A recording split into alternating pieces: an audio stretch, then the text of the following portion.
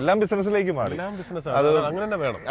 അതെ, എപ്പോഴും അങ്ങനെ ഒരു ഇൻഡസ്ട്രി എന്ന് പറയുമ്പോൾ അതെല്ലാം അതിന്റെ ഈച്ച് ആൻഡ് എവറിത്തിങ് ഇങ്ങനെ മുറിച്ച് ബിസിനസ് ആക്കണം. എനിക്കിത് ഭയങ്കര സന്തോഷമുള്ള ഒരാളാണ്.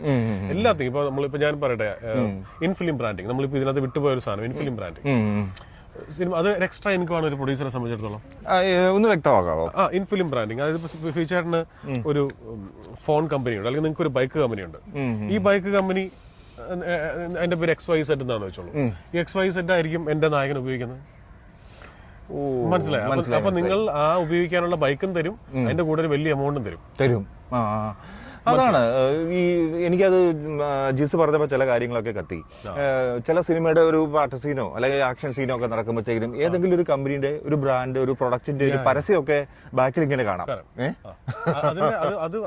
അതിന്റെ ഗുണം എന്ന് വെച്ചാൽ അത് എത്ര തവണ ടിവിയിൽ വരുമ്പോഴും നമ്മൾ അവിടെ തന്നെ കാണും. എത്ര നാൾ കഴിഞ്ഞും കാണും സംഭവം. ഇത് ഗുണം ചെയ്യുന്ന അതാണ് ഇൻഫിലിം ബ്രാൻഡ്. എനിക്ക് എന്തെങ്കിലും ഒരു ഷോട്ടിലായാലും എന്തെങ്കിലും ഒരു പ്രൊഡക്റ്റോ പ്രത്യേകിച്ച് വണ്ടികൾക്ക് അത് ഭയങ്കര ഗുണം. വണ്ടികൾക്ക് ഗുണമാണ്. ഇപ്പൊ നായകൻ ഉപയോഗിക്കുന്ന വണ്ടി ഇന്ന കളറിലെ ഇന്ന കാറാണ് എന്ന് പറഞ്ഞു കഴിഞ്ഞാൽ അത് ഭയങ്കര സംഭവം.